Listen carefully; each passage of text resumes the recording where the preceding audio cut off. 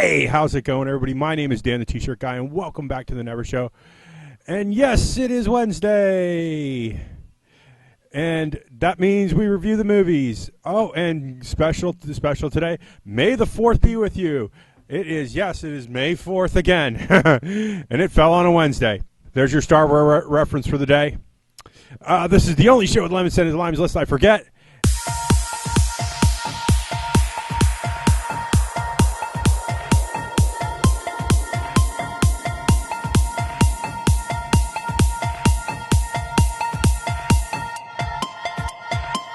So let's start this movie review. Today we're reviewing Captain America Civil War. It comes out this week.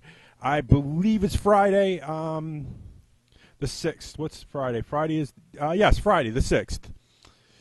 Duh. Okay, before we get on anything, let's do the rundown, get it all over. Let's see. Our production company is Marvel Entertainment, Marvel Studios, Studio Belzeberg, I believe is how it's pronounced, and Walt Disney Studios Motion Production Pictures was our U.S. theatrical release. Okay, director was Joe Russo and Anthony Russo. I don't know if they're related. I will look it up. Producer was Kevin Feige, F-E-I-G-E, Feige. Runtime was 2 hours and 27 minutes. I felt it was a little long. Just saying. There was a lot of things and stuff that could have moved along a little quicker in the movie through a little magic of editing thing, we call in the biz. Just saying, yeah, don't guzzle the super slaker at the beginning of this movie, because you're going to have to get up in the middle and go to the bathroom. It is 2 hours. If you have a bladder that can go 2 hours, I salute you. Otherwise, go easy on the super slaker before this movie. Cast: Chris Evans as Captain America, stunning performance as always. Robert Downey Jr. as Iron Man, or Tony Stark, stunning performance as always. Scarlett Johansson, Black Widow, stunning performance as always. Martin Freeman as Everett K. Ross. I find this man creepy. He always looks even more creepier the older he gets. He was in The Hobbit. He was in The World's End, where he was creepier. And I don't know why. He always makes you feel, he gives you this appearance that he's up to no good, but he's a good guy. Anthony Mackie is Sam Wilson, a.k.a. as Falcon. Paul Rudd was back as Ant-Man. He seemed really chatty for an Ant-Man. I just feel that he seemed a little awkward and a little goofy in this movie, and he did some things that Ant-Man does too. And I think either he's becoming and since the Ant-Man movie, he's becoming Ant-Man, or he's not, or he's still learning about Ant-Man. Elizabeth Olsen as Wanda Maximoff, aka Scarlet Witch. Now, I really wish she could have found her super suit in this movie. Scarlet Witch is, I know that some of the costumes are risque. A lot of them are very skin tight and very revealing, and for a movie, I understand why Marvel kind of let her slip between the cracks, but she was kind of not obvious. And for a PG-13 movie, I feel like they could have Scarlet Witched her up a little bit. Red jacket, red outfit, red skirt, something like that, because she kind of blended into the background until it was her. Until she had her encounter with Vision in this movie. Chris Rayner as Clint Barton, Hawkeye. He's still a consummate actor, I have to admit. He pulls off the one-liners with almost precision. I don't know if the writing was really good for him, or he's just that quick that he can pull off things like that. Sebastian Stan as Bucky. I had trouble recognizing him because he has definitely changed in appearance since the original Captain America movie, and since I didn't see the Winter Soldier, he changed. His head He got older, maybe bulked up a little bit, but he has definitely changed throughout the years, and that did make it a little confusing for me. That and also not seeing the Winter Soldier.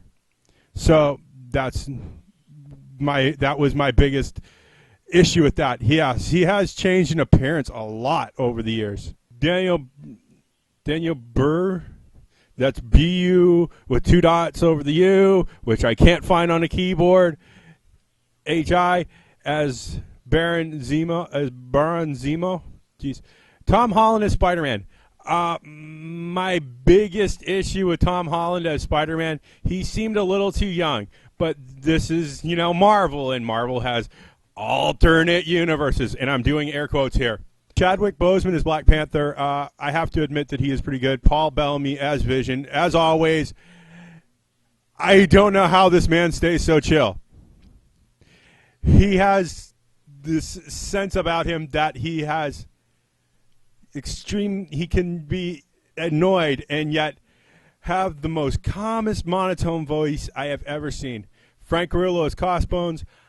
I just was like, in the start of the movie, I wish there was more things that he we had some shots of him to establish that he was the villain, because he kind of blended in with his crew, even though he had markings on his face, his armor and stuff.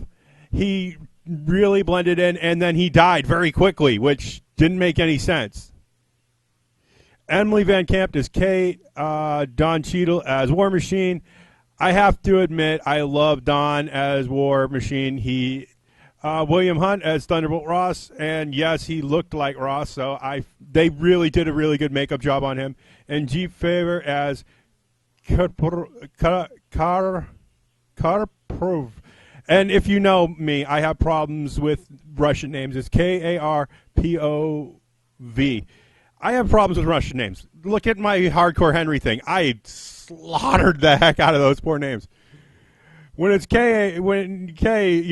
Russian and me speaking it is never going to happen, probably. There were some things I didn't like. Yes, it was a little on the long side. There was a lot of things that they could have cut down to thin the movie out.